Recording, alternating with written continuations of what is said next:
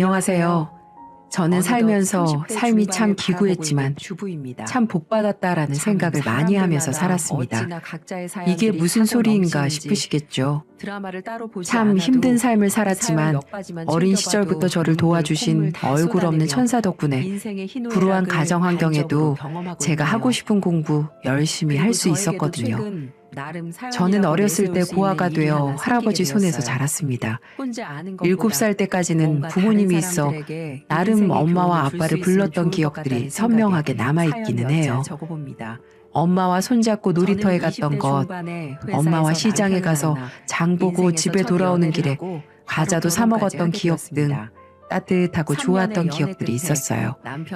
하지만 어느 순간부터는 희미해졌고 몇 가지의 선명한 기억 외에는 엄마 아빠의 얼굴도 두 분의 목소리도 전혀 기억이 나지 않습니다. 그냥 어느 순간부터 나는 할아버지와 함께 살고 있었고 할아버지는 장애인이었기 때문에 돈을 벌 수 없어 늘 폐지만 주우며 다니셨고 자연히 저는 집에 혼자 있는 시간도 많았죠. 할아버지가 하루에 몇천 원씩 벌어오시는 돈으로 한 끼를 때우고 그마저도 넉넉지 않아 늘 김치와 물에 마른 밥으로 허기를 달래고는 했습니다. 할아버지 역시 마찬가지였고요.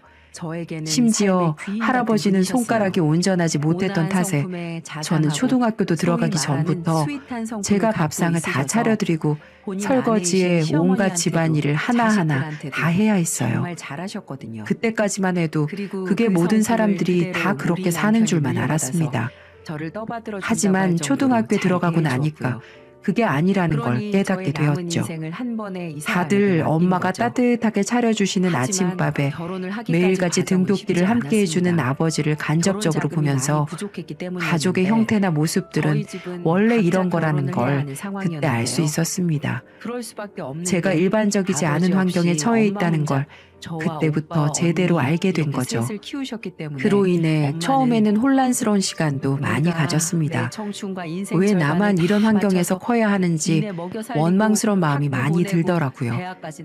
하지만 어떻게든 저를 키워보겠다고 밖에서 폐지를 줍는 할아버지를 보면서 저도 열심히 살고자 노력을 했어요.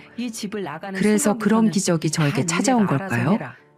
초등학교 5학년으로 올라갔을 때였습니다. 저희 집으로 편지 한 통이 익명으로 도착했더군요. 예, 진수야, 이거 좀 봐라. 네 이름 앞으로 편지가 한 통 왔어. 편지요? 그래, 편지 말이다. 누가 너한테 보낸 것 같은데 누가 보냈는지 안 적혀 있구나. 주소는 제주도인데 제주도는 섬이기 때문에 우리가 아는 사람이 아무도 없단 말이지. 한번 볼게요. 같이 봐요, 할아버지. 그때 당시로는 초등학교 5학년인 나에게 무슨 편지가 왔을까 참 궁금했어요. 학교에서 우편으로 편지를 주고받는 걸 배우긴 했어도 그런 편지를 보내줄 만한 친구가 저에게는 없었거든요. 그래서 신기하면서도 호기심 가득한 마음으로 읽었고 편지를 처음부터 끝까지 다 읽은 후 저와 할아버지는 그 자리에서 통곡을 하며 울 수밖에 없었습니다. 편지의 내용은 이러했어요. 진수 안녕? 이름도 모를 사람에게 편지를 받아 많이 당황스럽지. 난 네 엄마랑 잘 아는 사람이야. 많이 궁금하고 의심스러울 수도 있겠지만 널 사랑하는 한 사람으로 생각해주면 참 고마울 것 같다. 내가 왜 이렇게 편지를 쓰게 됐냐면 네가 어린 나이에 얼마나 열심히 살고 있고 아프신 할아버지를 모시고 얼마나 착하고 성실하게 하루하루를 살아가고 있는지 알고 있기 때문이야. 너의 그런 모습을 알기 때문에 나는 진수 네가 성인이 될 때까지 내가 후원을 해주기로 마음먹었단다. 네가 마음껏 꿈을 펼치며 아무 걱정 없이 공부를 할 수 있는 학비와 하루하루 할아버지와 따뜻한 밥을 먹을 수 있는 생활비를 후원하기로 했으니 항상 용기 잃지 말고 힘차게 인생 살아가야 한다. 알았지? 이 편지를 읽고 나서 할아버지와 저는 서로를 부둥켜 안고는 한참을 울었습니다. 정말로 어린 나이였음에도 불구하고 그 편지 한 통에 그동안 느꼈던 인생의 고단함과 힘들었던 마음들이 다 녹아내리는 듯 했어요. 아이고 진수야, 이게 무슨 일이냐? 이게 무슨 일이야?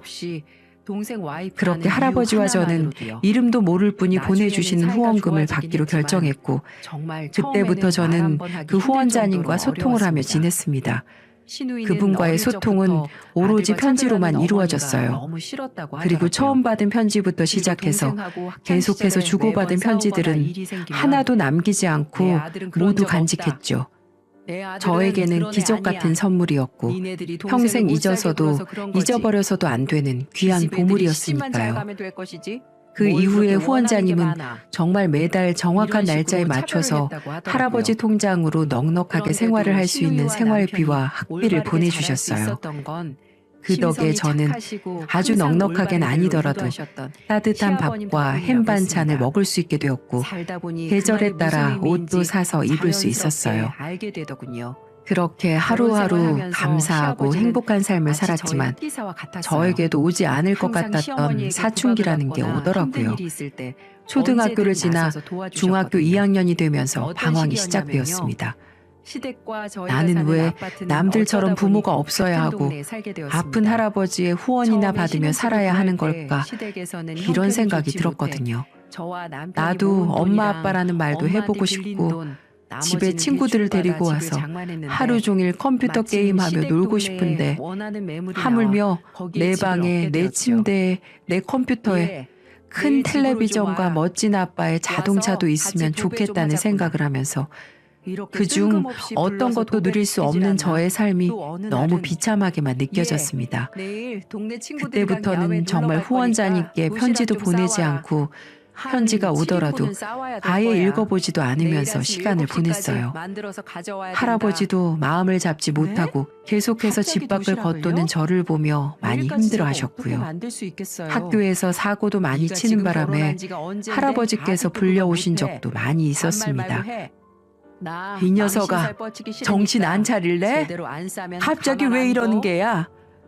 너 이 해랩이 죽는 걸 보고 싶어서 그러는 거냐? 왜 이렇게 안 하던 짓으로 속을 썩여? 왜? 몰라. 다 싫어. 정말 너무너무 다 싫어 죽겠어. 할아버지, 왜 나는 엄마 아빠가 없어? 왜 나는 아파서 아무것도 못하는 할아버지만 있는 거야? 왜 나는 집에 와서 맨날 밥만 해야 하고 허름한 집에서만 살아야 하는 거야? 친구들한테 쪽팔려서 집도 못 알려주겠다고. 지금 그걸 말이라고 해? 네가 지금 무슨 복을 받고 있냐?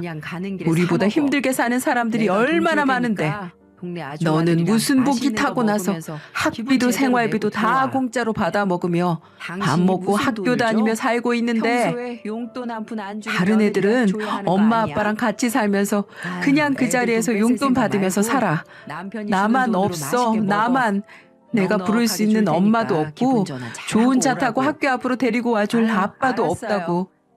맨날 다 찢어진 옷만 입고 다니는 할아버지밖에 없잖아.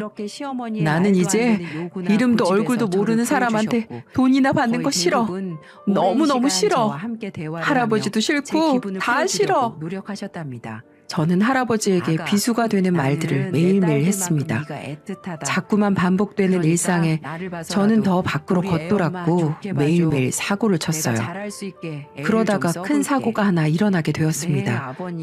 그날도 제가 친구들과 밖에 나가 다른 학교 학생들과 패싸움을 하게 되었어요. 그 사실을 학교에서 알게 되어 패싸움을 한 모든 학생들이 다 징계를 받게 되었고 부모님까지 모두 학교로 오셔야 하는 상황이 되었죠.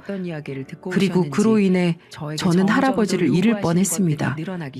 패싸움에 가담한 모든 학생들과 학부모님이 모여야 하는 날 할아버지는 학교로 오시는 길에 교통사고를 당하셨어요. 꽤나 크게 부딪혔기 때문에 할아버지는 곧바로 위급한 상황으로 응급실로 실려가게 되었고 그 소식을 저는 학교에서 들어야 했죠. 할아버지는 제가 학교에서 병원으로 가는 길에 수술실로 곧장 들어가셨습니다. 너무나도 청천벽력 같은 소리에 저는 정신을 차릴 수가 없었어요.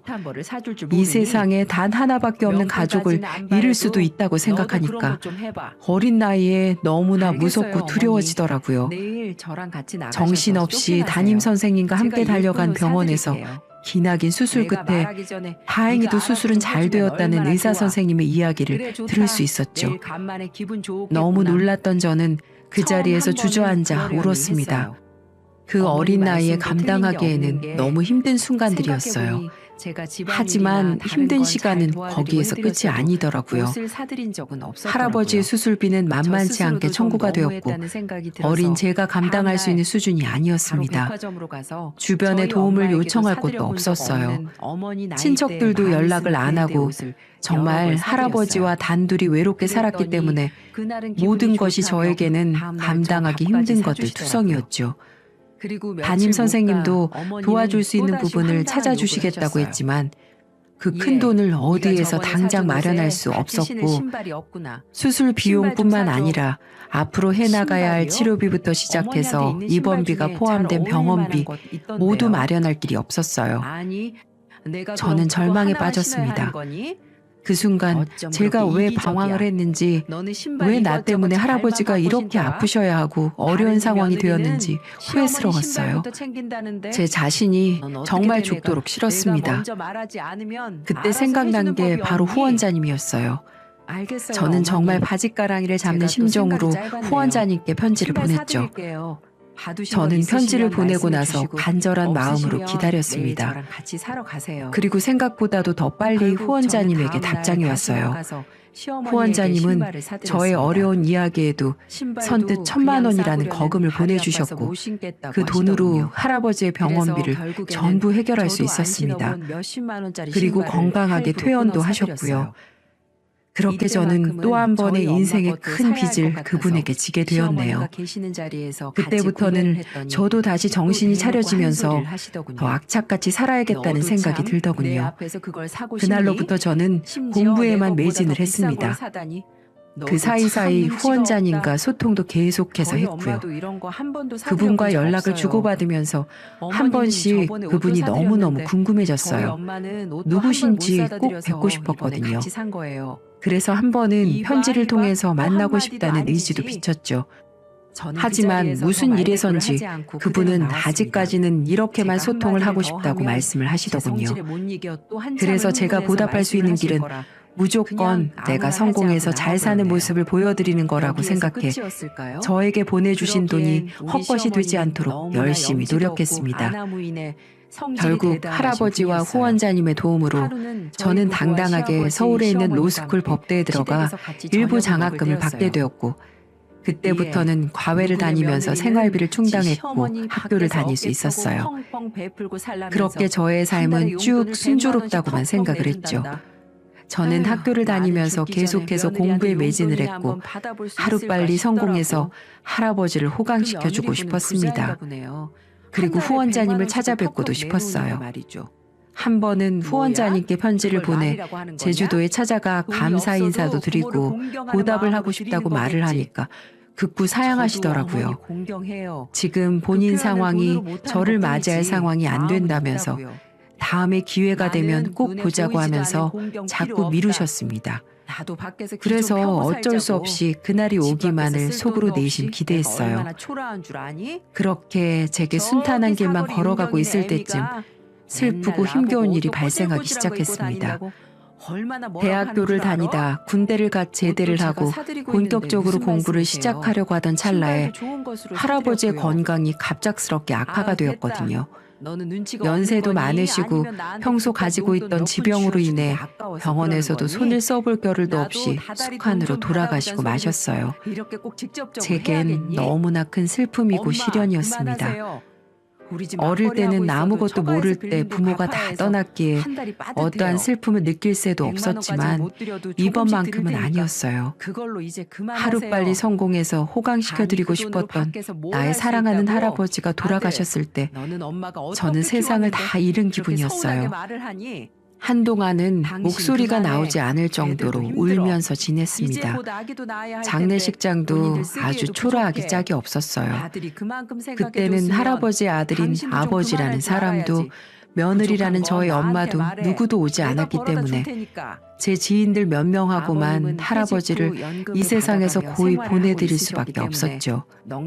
이렇게 사람의 끝이 허무하고 허망할 수 있었을까요? 평생을 자식 대신에 손자 키우며 힘들게 살아온 우리 할아버지는 결국 손자의 제대로 된 효도 한번 받아보지 못하고 평생을 뒷바라지만 하다가 돌아가셨어요. 그때는 더더욱 저희 부모라는 사람들이 원망스럽더군요. 하지만 저는 할아버지의 희생이 헛된 것이 되지 않기 위해 더더욱 열심히 공부를 했습니다. 할아버지가 돌아가셨다는 사실은 후원자님께 알리지 않았고요. 좋지 않은 소식은 알려드리지 않는 게 맞다고 판단을 했기 때문이죠. 대신에 좋은 소식을 들려드리기 위해서 노력했고 3년 동안 로스쿨을 다니다 졸업하고 변호사 시험에 몇 번의 도전 끝에 합격을 하게 됐습니다. 하지만 그 누구도 축하를 해주는 사람은 없었어요. 제가 변호사 시험 합격을 하면 버선발로 달려오시겠다고 하셨던 할아버지는 이 세상에 없으셨습니다. 그날 전 할아버지가 계시는 납골당으로 가서 이 사실을 말씀드리고 할아버지를 보며 미친 듯이 울었네요. 할아버지, 진수 왔어요. 그동안 잘 지내셨어요? 할아버지, 오늘은 제가 기쁜 소식을 들고 왔어요. 할아버지가 그토록 원하고 기다리셨던 변호사 시험에 당당히 합격을 했어요. 너무 고맙습니다. 이게 다 할아버지 덕분이에요. 할아버지 없었으면 저에게 이런 날도 오지 않았을 거예요. 고아인 날 키워주신 사랑하는 할아버지, 꼭 이 못난 손주 잘 사는 모습 보여드릴게요. 언제나 나만 바라봐 주시고 아껴주시고 해지 주우면서 절 키워주신 할아버지 사랑 절대 잊지 않을게요. 사랑해요, 할아버지. 그렇게 말씀을 드리고 한참을 그 자리에 서서 있다가 나왔습니다. 그날 이후로 정말 바쁘게 지냈어요. 제가 목표로 한 판사가 되려면 변호사 경력 7년 정도 법조 경력을 쌓아야 판사 임용 시험이 주어지기 때문에 열심히 변호사 생활로 이어나갔습니다. 참 열심히 했던 것 같아요. 책에서만 봤던 사건, 사고들, 실제로 현장에서 직접 부딪히다 보니 참 나쁜 사람들이 세상에 많더군요. 피해를 보신 분들을 보면 같이 아파하며 어떻게든 피해자 입장에서 많이 도와드리려고 노력을 했던 것 같네요. 그렇게 하루하루 지내다 한 여자를 만나게 됐어요. 대학 동기한테 소개받은 평범한 직장인이었는데 만나다 보니 제가 지금 하는 사실을 잊게 해줄 정도로 제게 정말 잘해주었고 이 여자만 있으면 세상을 다 얻는 기분이 들었거든요. 그렇게 우리는 서로 아껴주고 사랑해가며 5년의 연애를 했고 제가 판사 임용 시험까지 합격을 한 다음 정식으로 프로포즈를 하게 되었어요. 그렇게 저희는 결혼을 약속하게 되었고 저는 겹겹이 일어난 경사를 곧장 후원자님께 알려드렸습니다. 저의 인생에 가장 빛나는 순간을 전하기 위해 썼던 편지의 감격은 아직도 잊혀지지가 않습니다. 후원자님, 그동안 안녕하셨죠? 제가 요즘 바쁘다는 핑계로 연락을 자주 드리지 못해 정말 죄송해요. 별일은 없으신 거죠? 저 오늘은 후원자님께 기쁜 소식을 드리기 위해 편지를 쓰게 됐습니다. 저 판사 임용시험 합격했습니다. 참 로스쿨 법학대학원 나와서 한참이나 걸려서 제가 원하는 꿈을 이루게 됐어요. 이게 모두 다 후원자님 덕분이에요. 정말 이 은혜는 평생 잊지 않겠습니다. 그리고 이제는 제가 우리 후원자님을 도와드리고 싶어요. 그동안에 도와주신 금액도 다 이자 쳐서 드리고 싶어요. 당연히 사람이라면 은혜를 받았으면 갚아야 되는 게 이치니까요. 제게 답장 보내실 때 계좌번호 하나 남겨주시면 꼭 보답하겠습니다. 부탁드립니다. 그리고 또 하나 기쁜 소식은 제게 가족이 생길 것 같아요. 사랑하는 사람과 결혼을 하기로 했거든요. 드디어 저도 콧물 찔찔 나오던 꼬마에서 후원자님 덕분에 어엿한 가장이 될 수 있게 됐습니다. 그래서 제일 먼저 말씀드리고 싶었어요. 현지에 결혼식장이나 시간 적어서 보내드릴 테니까요. 시간 되시면 그날만큼은 참석해 주시면 제겐 큰 영광일 것 같아요. 물론 일이 있으셔서 못 오시더라도 마음으로라도 꼭 잘 받겠습니다. 이런 기쁜 소식을 처음으로 전해드리게 돼서 눈물이 나옵니다. 감사합니다. 저는 이렇게 편지를 보내고 초조한 마음으로 후원자님의 답변을 기다렸어요. 하지만 결혼식 날짜가 다가오는데도 답장은 오지 않더군요. 청첩장을 같이 보내긴 했지만 아무래도 답장이 없는 걸 보니 식장에서 뵐 수 있을 거란 기대를 접어야겠다는 생각이 들더라고요. 어쩔 수 없이 기대를 접고 애써 덤덤하게 결혼식을 올리기로 했습니다. 그렇게 결혼식 당일이 찾아왔어요. 결혼식을 하면서도 제 신랑 측 하객석에서는 제가 찾아올 가족이 없었기 때문에 제 가족들은 아무도 없었습니다. 그 빈자리는 제 지인들로 꽉 채워주고 있었어요. 참 마음이 아팠습니다. 그렇게 뭔가 모를 허전함이 제 가슴을 짓누르고 있을 때 어느 순간 한 번도 보지 못한 중년의 여성이 조용히 가서 하객석 자리에 앉으시더라고요. 아무리 생각해도 한 번도 살면서 보지 못한 얼굴이었어요. 그러더니 갑자기 손수건을 꺼내시면서 울기 시작했어요. 저는 그 모습에 너무 놀라지 않을 수 없었고요. 한 번도 보지 못한 아주머니가 제 하객석에 앉아 슬프게 울고 계시니까요. 저를 생각하면서 울어주고 함께 기뻐해 줄 사람도 이 세상에는 그 누구도 없기도 했고요. 그래서 전 그분에게 조심스럽게 다가가 인사를 드리고 여쭈었어요. 안녕하세요, 아주머니. 저는 오늘 이 결혼식 신랑이 될 김진수라고 합니다. 실례지만 제가 한 번도 뵙지 못한 것 같은데 조금 전부터 계속 울고 계셔서 인사를 드렸어요. 혹시 절 아시는 분일까요? 네가 진수니? 정말 우리 진수 맞니? 저에게 진수가 맞냐고 묻는 질문에 저는 직감적으로 제가 너무나도 보고 싶어 했던 후원자님이라는 걸 알 수 있었어요. 네, 맞습니다. 혹시 후원자님이신가요? 후원자님 맞으신가요? 정말 이렇게 와주셨네요. 너무 감사드려요. 정말 감사드립니다. 역시나 제 예상대로 후원자님이 맞았는지 그분은 그 자리에서 제 대답을 듣자마자 눈물을 펑펑 쏟아내기 시작하셨어요. 그 모습을 보며 저도 눈물을 흘릴 수밖에 없었고 그렇게 한참을 서로 울다가 후원자님의 말을 시작으로 대화를 하게 되었어요. 진수야, 보자마자 이렇게 울어서 미안하구나. 너를 보니까 눈물을 참을 수가 없었어. 그리고 그동안 너를 보러 오지 못한 것도 미안해. 아닙니다. 이렇게 찾아와 주신 것만으로도 저는 충분히 감사해요. 정말 감사합니다. 미안해, 아들. 그래. 나도 사실은 널 정말 만나고 싶었어. 하루도 빠짐없이 널 생각하며 너를 그리워하며 너를 보고 싶어 했다. 네? 이제는 내가 더 이상 날 너에게 알리지 않으면 안 될 것 같아 이렇게 용기를 내서 찾아왔단다. 내 이야기를 듣고도 네가 나를 받아준다면 좋겠지만 그게 어렵다면 가차없이 나를 버려도 좋아. 그게 무슨 말씀이세요? 알 수 없는 말들을 선두로 뱉으시고는 그 뒤부터 후원자님은 믿을 수 없는 말들을 이어가셨습니다. 진수야, 내가 네 엄마야. 후원자가 아니라 네 생모란 말이야. 네? 아니 무슨 말씀을 하시는 거예요? 진수야, 실은 내가 너를 버린 네 엄마다. 알았어요. 천벌을 받아도 시원찮은데 그래서 네 앞에 다시는 나타나면 안 된다는 걸 알면서도 너를 찾아왔어. 네? 엄마요? 정말 제 엄마세요? 그래. 다른 날은 아니더라도 우리 아들 결혼식하는 모습 보고 싶어서 왔어. 네 편지를 받고 얼마나 가슴을 치며 울었는지 몰라. 답장을 보내지 않은 것도 보내지 않은 게 아니라 이런 말들을 도저히 편지로 쓰지 못하겠더구나. 그래서 용기 내서 오게 됐단다. 정말 우리 아들 많이 컸구나. 대견하다, 대견해. 정말 고맙다.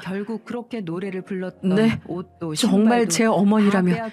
근데 왜 이제야 찾아오신 건데요? 어머니라고 하시면 후원금을 보내지 말고 직접 찾아왔으면 됐잖아요. 제가 얼마나 엄마가 그립고 보고 싶었는지 알아요?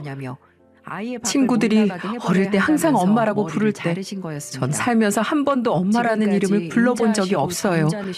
근데 이제 와서 엄마라고 나타난 이유가 뭔데요? 꼭 이렇게까지 하셨어야 했어요? 그렇게 식장이 떠나갈 듯 제가 울분을 토하자 식장 안에 있던 모든 하객들이 저희를 주시하기 시작했습니다. 네 아빠와 결혼하고 나서 나 단 한순간도 행복했던 적이 없었어. 아니, 행복한 순간은 있었지. 바로 너를 낳고 너를 보는 순간에는 정말 행복했어. 하지만 나에게는 그걸 포기할 수밖에 없었을 만큼 힘들고 고통스러운 일이 있었단다. 너희 친아버지는 결혼 후 매일같이 나를 괴롭히고 때리기 시작했고 시도 때도 없이 바람을 피우는 건 물론이고 허구한 날 도박에 이 애미를 사람으로 취급도 안 했어. 널 놔두고 도망간 그날도 죽을 만큼 맞다가 이렇게 살다간 정말 죽을 것 같아서 다 자고 있을 때 야반도주하듯이 도망 나올 수밖에 없었단다. 그때 널 데리고 나오고 싶었지만 난 그때 어디서 지낼 곳도 가진 돈도 없었기 때문에 그렇게 하지도 못했어. 지금 생각하면 아무리 힘들더라도 널 그곳에서 데리고 나왔어야 했는데 내가 정말 미안하구나. 그때는 너무나 두려움이 커서 아버지의 흔적이 조금도 남아있지 않은 이 제주도로 도망을 가게 된 거였어. 그래도 널 버린 건 사실이나 마찬가지니까 이 못된 엄마 마음껏 욕하고 미워해도 좋아. 하지만 난 그 집을 나오면서도 하루도 마음 편히 다리 뻗고 자본 적이 없었어. 널 한순간도 잊어본 적도 없고 그것만 제발 알아주길 바란다. 그럼 뒤늦게 제가 5학년 때 연락을 하시게 된 건데 그때 다시 나타나면 되셨잖아요. 말을 들어보니 어머니에게도 사정이 있으셨어요. 어머니의 말로는 그곳에서 골프장에서 캐디로 일을 하다가 좋은 남자를 만나 재혼을 하게 되었다고 했어요. 그분은 엄마가 재혼이라는 걸 알면서도 받아주신 고마운 분이라고 하셨고요. 어머니의 상처를 감싸주고 아픔을 달래주었다고도 했어요. 그 이후 가정을 꾸리고 아이도 둘이나 낳으셨다고 합니다. 하지만 그러면서도 저를 하루도 잊을 수가 없어 매일을 그리워하셨다고 합니다. 그래서 이혼을 요구당할 각오로 재혼한 남편에게 저에 대해 말을 했고 그분은 한 가지 제안을 하셨다고 하더라고요. 어머니에게 절 후원을 해주자고요. 그 돈을 그분이 지원해주겠다고 하셨다네요.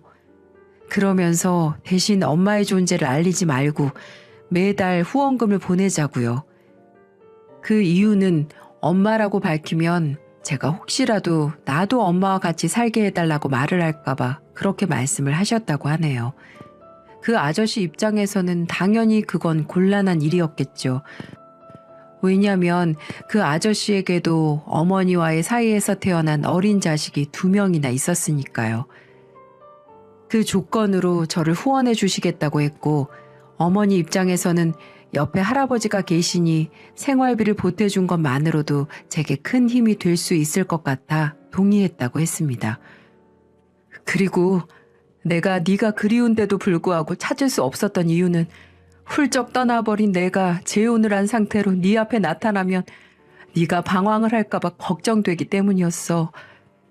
그리고 사실 네 친부를 다시 마주치게 되면 어쩌나 이런 두려움도 컸고 그래서 그런 거란다. 정말 미안하구나, 진수야. 그제서야 저는 모든 진실을 알게 되었고 모든 게 실감나면서 곧장 엄마를 부둥켜 안고 한참을 울었습니다. 말 그대로 눈물, 콧물 다 쏟아가며 한참을 엄마를 껴안고 있었어요. 세상에 태어나 처음인 것처럼 느껴지는 엄마의 품은 너무나도 따뜻하더군요. 그리고 한 가지 더 이야기할 게 있어. 실은 이 결혼식 오기 전에 네가 결혼할 거라고 얘기를 했어. 그랬더니 남편과 네 배다른 동생들도 너를 아주 많이 보고 싶어해. 그동안 너를 후원하면서 항상 이야기를 해주고 소식을 들려줬거든. 남편도 이제는 아이들도 다 컸으니 이제는 우리가 먼저 받아들이자고 하더구나. 실은 지금 다들 밖에서 기다리고 있는데 오라고 말을 해도 되니? 어머니는 바로 통화를 하셨고 근처에 있었는지 거의 바로 엄마의 가족들이 들어왔어요. 그리고 그들은 저를 보자마자 약속이나 한 것처럼 꽉 껴안아 주었습니다. 네가 진수구나. 건강하게 또 이렇게 건장하게 커져서 고맙다. 고마워. 역시나 그들도 눈물을 흘리며 저를 마음껏 안아주었어요. 이 모든 게 무슨 상황인가 싶을 만큼 꿈만 같은 시간들이었습니다. 이 모습을 지켜본 모든 하객들은 저희를 보며 박수를 보내주었어요. 아내는 물론이고 장인 장모님도 함께 눈물을 흘리시며 저희 어머니를 꼭 안아주셨어요. 정말 와주셔서 감사하다고 말이죠. 그렇게 저는 그날 세상에서 가장 행복한 결혼식을 올렸습니다. 식장 안에서 당연히 비어있을 거라 생각했던 신랑 측의 혼주 좌석은 두 자리 모두 꽉 채워진 채로 감격스러운 결혼식을 마칠 수 있었고요.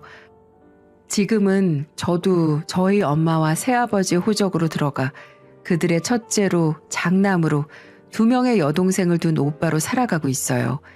물론 저의 사랑하는 아내의 남편으로도 말이죠. 지금까지 세상을 살아가며 제가 꿈꿔왔던 모든 일들이 이렇게 실제로 일어나다 보니 아직도 꿈을 꾸는 것 같지만 제게 주어진 이 삶을 마음껏 느껴보며 살아가려고요. 제 이야기를 들으니 앞에서 말한 기구하면서도 복받은 인생이라는 말의 뜻이 이해가 되시나요? 저는 분명 너무나도 힘들고 슬픈 인생을 살았어요. 하지만 그 속에는 행복과 기쁨이 있었고 지금은 더할 나위 없이 행복한 순간들을 살고 있네요. 여러분도 힘든 시간들을 잘 극복하셔서 꼭 행복한 삶을 사셨으면 좋겠습니다. 하늘에 계신 할아버지가 너무 보고 싶은 하루이기도 하네요. 할아버지, 지금 다 보고 있지? 나도 이제 가족이 생겼어. 이젠 더 이상 혼자가 아니라고. 이게 다 할아버지가 절 하늘에서 지켜준 덕분이에요. 할아버지, 너무 보고 싶어요. 사랑합니다. 오늘도 함께 해주신 여러분, 감사합니다.